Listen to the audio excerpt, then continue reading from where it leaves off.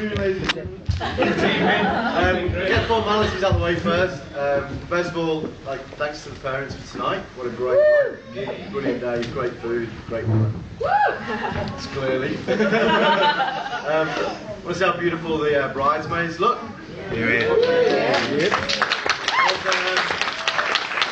Just so the single lads know, all the bridesmaids are taken by Bernie, apparently. Want to thank the stags again. Alright. So anyway, I'm in a strange situation. I've actually known Kat longer than I've known Phil.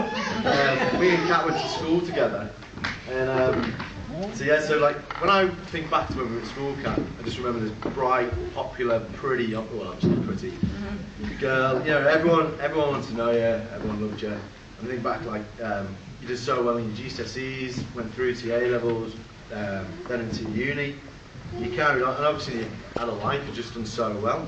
When I look back, I think, you know, as a parent, you must be so proud that you have a daughter like Kat, and anyone would want to call you a friend.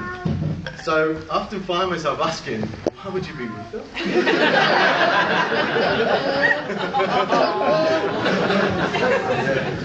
can change your mind.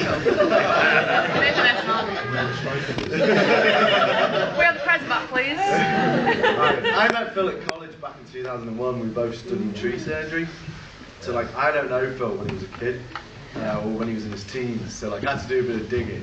Obviously his good mates here, Rich and Greg. Went and saw them, went and saw his sister Jo, messed around. And most of the stories I was told, I can't actually tell you tonight. But a few do stand in the memory. One of those particularly would be involved the car park at the back of your house, a granny, a shopping trolley and an air rifle.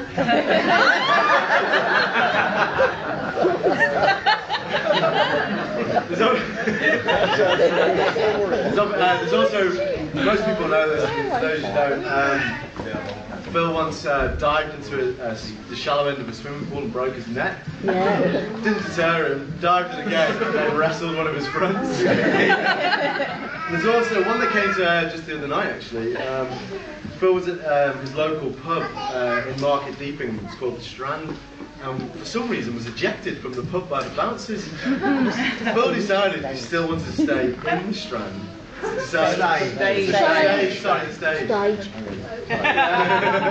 stage. Decided to climb over the side gate, slipped, and landed on his chin on the barbed wire, where the poor bouncer had to take him down. Phil obviously didn't tell his friends this and told them that he was roughed up by the bouncer.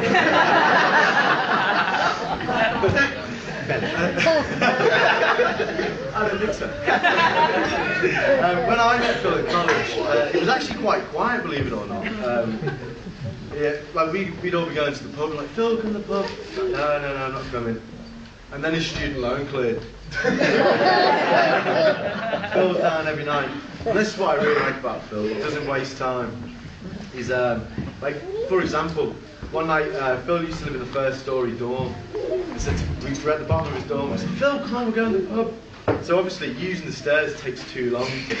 Straight out the window, hands on his head, needless to say, he still made it to the pub.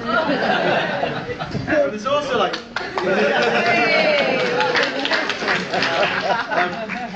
and I really respect Phil because he's the first person to try anything. And for example, again, I lived in a different dorm in the first story. In my common room, there was a conifer tree about 3 meters away from the window. Phil was the first one to jump from the window to the conifer tree and made it. So we all, in true fashion, followed. Yeah. Anyway, so Phil was then the next person to try it naked.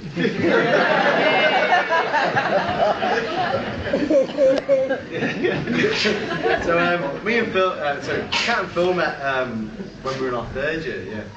And Kat was friends with my girlfriend at the time, and still my girlfriend now, Jo. I'll put it down. Maybe not tonight.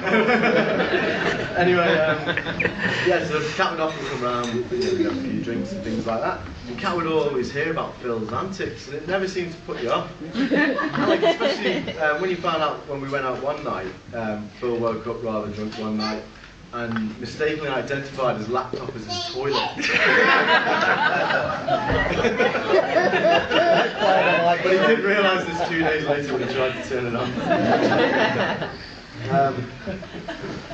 I also remember the first time we went out. As a group, and there was this. We had a great night, really good fun.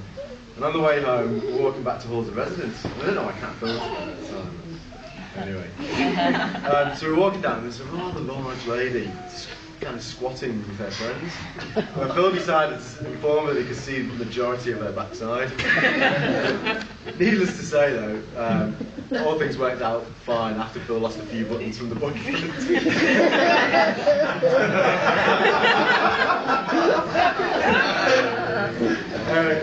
But needless to say, like after all Cat found out, and I'm still talking about the same cat I was talking about earlier, this model child.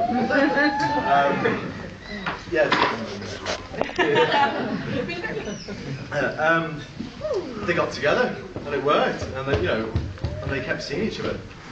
And so, me and Kat had a few meetings though in between. We had a few meetings in between. That's like, So anyway, I convinced our mates and he was. You had yours. Anyway, it carried on, and obviously one thing leads to another, and they go on a romantic weekend together camping.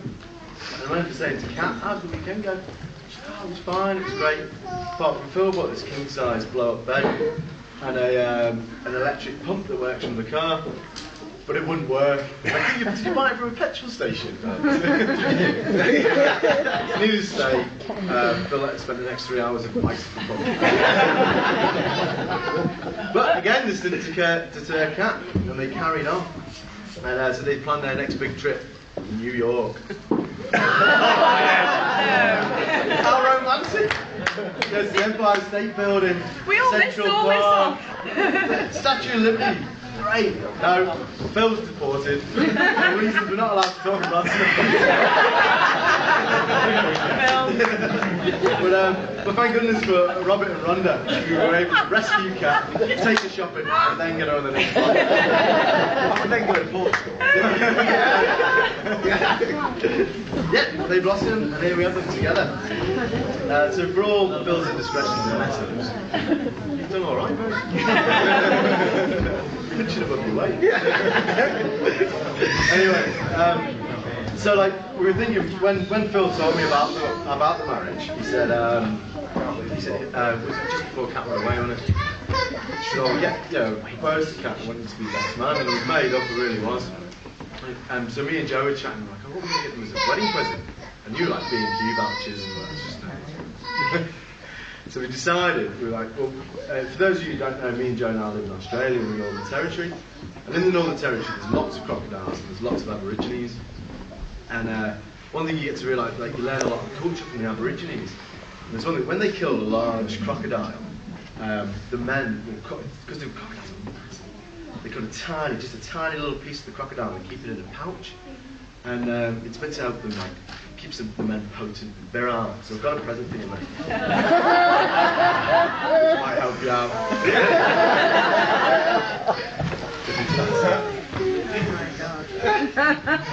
No. Seriously? Let's have a look, Kirsten. Than alive.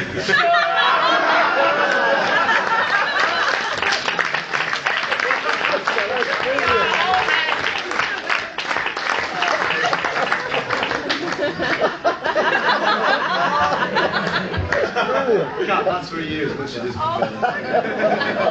That's very good.